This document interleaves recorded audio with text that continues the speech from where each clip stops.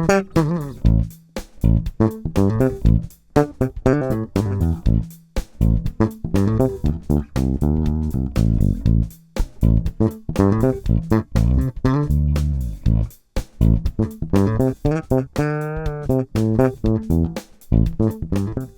this is Dan here. Hope you're doing well. In this lesson, I'm going to show you the magic of articulations on bass. I was improvising over an A minor pentatonic scale, which is this shape here, so you need to know this for this lesson.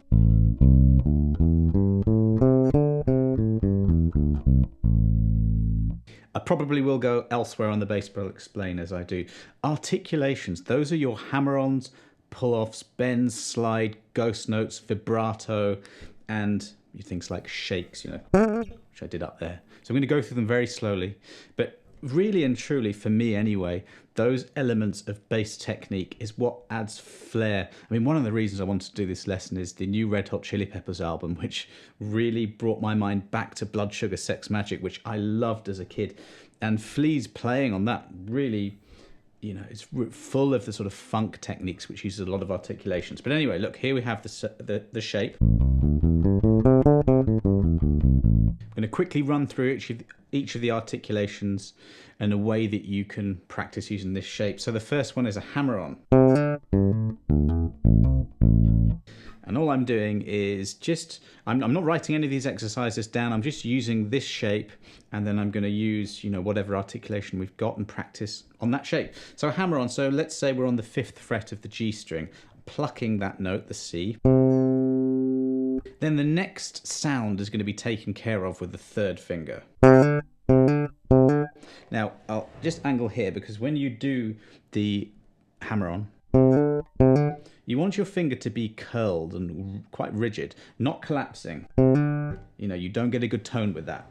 So it's like about an inch or so off the fretboard, and the hammered sound, you want to aim for that to be as loud as the plucked sound. And that's consistency of your tone, so work on that.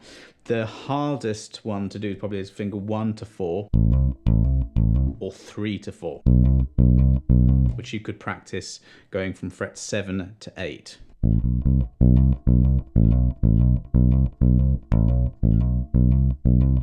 It's really, really useful to get that little finger involved, so try your best to do that. But you can just go back to the A minor pentatonic shape, and then going this direction, hammer-ons on all of them. There's 1 to 4, and then 1 to 3, 1 to 3, 1 to 3. Doesn't really matter what you do with your plucking hand, whether you do just index or index middle.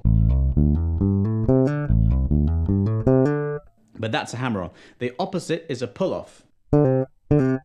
This time, I've got both fingers fretting already. So I've got my 1st finger on the C, press down, 3rd finger on the D, press down, pluck. That's the pull-off, and it's more of a flick, really. It's more of a flick of the string with 3rd finger down towards the floor. Once more, you have to aim for that to be as loud as your pluck. So hammer-on goes from a low to a high-pitched note, and a pull-off is the opposite. You can practice them both together. Hammer-on followed immediately by a pull-off. That was one pluck. And that's one of the great things about articulations like this, is it can allow you to get really fast passages without having to use both, you know, alternate plucking all the time. That's called legato, when you start to use all of these techniques in conjunction. There I went, this is a little bit tricky, but I went 5, 7, or 7, 9, 7, D, E, D, with a hammer-on followed by a pull-off. That's a bit tricky, the 2nd to the 4th. And then I flicked the string, pulled off from the D to the C. And that was one pluck, gives you that, you know, that sort of phrase. I'll do more on legato in another video. That's not really the point of this one. But so we have hammer-ons, we have pull-offs. And if I were to sort of make something up as I was doing in the intro, there's a hammer on there. So I'm going A, 5th fret, E string. I'm just using that shape.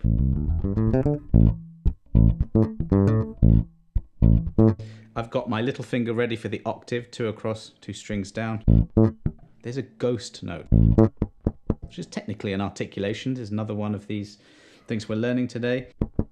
You probably know a ghost note. It's just where you, instead of fretting a note, you deaden the string, pluck, and you get that very percussive dead sound, which sounds really, really good, especially in funk styles. So I'm doing that after the octave. And there's the hammer-on. So we're going fret 5 to 7 on the D string. Whether you use your third finger or little finger, kind of up to you. I use little finger when playing an octave because it lessens the stretch in the fretting hand wrist. And that's what you want to aim for. You don't want too much of a bend in the wrist. That's what I meant, bend, not stretch. And there's just a plucked C. And this is what I recommend that you do. I recommend that you learn a new thing like an articulation in a quite sort of mechanical, slow way, you know, like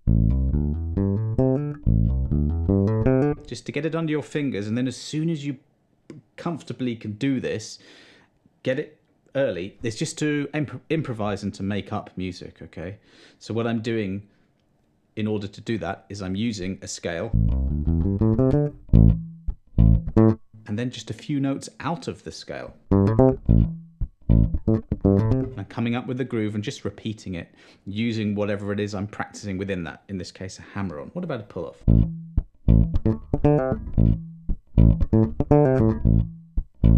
Same octave thing. Now I've got a shift here because I need 2 fingers down, the third, the first on the D and the C, fret 7 and 5. And I might just take that. So I'm doing the pull-off from D to C. Once the note has been pulled off with the third finger, that third finger then needs to get ready immediately. This is all happening in a microsecond. It needs to go to the A on the D string in this example. And I might just cycle around that a few times. Slow it down. You can rake. That's the index finger taking care of both plucks. Because we're going in this direction, that's a good direction to rake. Or you could go middle, index. Either way, I'm just getting used to that technique. Okay, what about that? This is a slide. I love doing slides. So we have D to E, 7 to 9 on the G string. I'm keeping my thumb at the back here and just sort of pivoting to get from 7 to 9.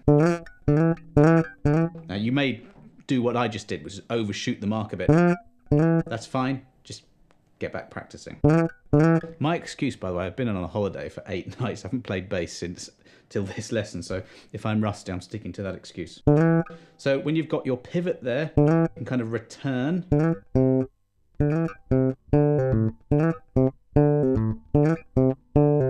Now these articulations, to me, it just brings so much flair, so much life, so much interest and character to playing, okay? Instead of going, I don't know. There's nothing wrong with that.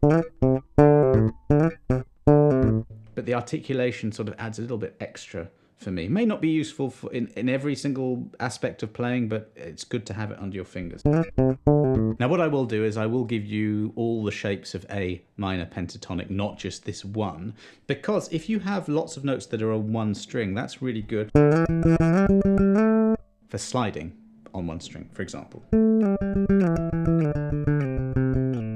That's an A minor pentatonic just across one string. Always make sure you know a scale like that. You can also do hammer-ons. Or pull-offs. Or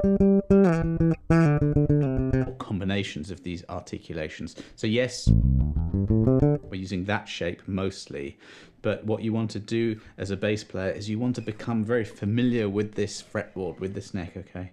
And that is just expanding your pattern. So I'll give you that shape, download link below, and you can explore some of these articulations with that. Here's another one I love, it's a bend. So here we're going, now this bass is, it's set up so that the action's quite high, so it's quite hard on one of these basses. I'm going to the 7th fret of the G string, and I'm using my 2nd and 3rd fingers, 2 fingers for this. I've got my thumb at the top of the neck, because what I'm doing is I'm like squeezing, Okay, that's the bend here, and I'm using those 2 fingers in order to get this. So 1 pluck, and really just pushing up underneath the string. You don't want your fingers to slip off the string. That's why I'm going right underneath. And I'm only just bending it up a quarter, a half tone there, which is to a blues note. Different types of bend. You can do one already, and then come down, or pluck, go up.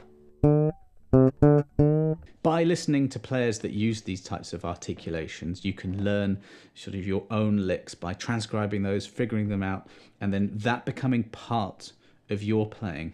The other way to do it is to know your shapes, so there's an A minor pentatonic, same as this one, but I'm just starting on the 12th fret of the A string. And the other way to do it is just to make up your own things. So there's like 3rd finger sliding from 12 to 14 on the D string. The reason I'm using my 3rd finger, because the 1st finger is ready to go on the 12th fret of the G. You might hear Give It Away there, okay? Another flea bass line. So then you can go back. There's a slide backwards now, down. So from 14 to 12. And then I'm landing on fret 10 of the D string. And now I know the shapes of A minor pentatonic. The more comfortable you are with the shapes, the more that you know what the correct notes are to play. Correct is not the right word, but the notes that kind of sound good when you're improvising, when you're jamming, just at home on your own or in a band situation. The more, as I said before, the more you know these shapes, the better. Right, I'll show you a couple more. So here's a cool thing.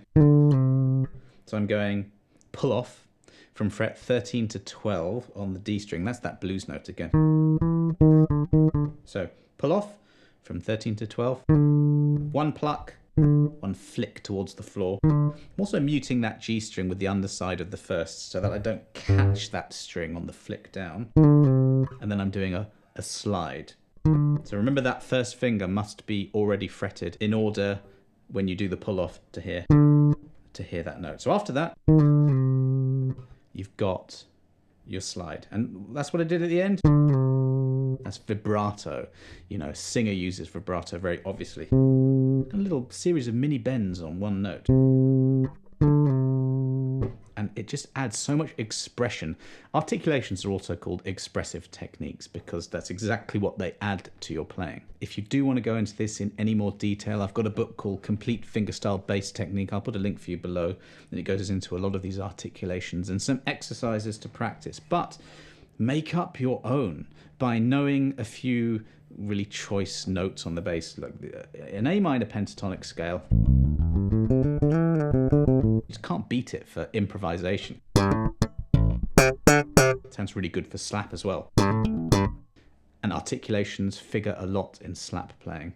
I think to sort of move your technique to the next level, these are really, really good to use. There are certain styles where you wouldn't use them, certain bass lines where you wouldn't, but I think just pushing yourself that little extra step further can't hurt, and it will just help your musicality greatly. I'll leave this one there, but I certainly will be doing loads more lessons a bit like this. If you did get anything from that, do subscribe to the channel, share, like the video, and if you have any questions whatsoever, leave a comment below. I'll get back to you. Do give some feedback about what lessons you want. This one was actually very much a post-holiday. Let's just do this lesson. This is quite cool. Sometimes I write backing tracks and PDFs and all that kind of stuff. But I often go by what you let me know. So if you do want me to dive into this a little bit more, give you some more exercises, just put a comment below, and that'll be really cool. Have a brilliant day. See you next time.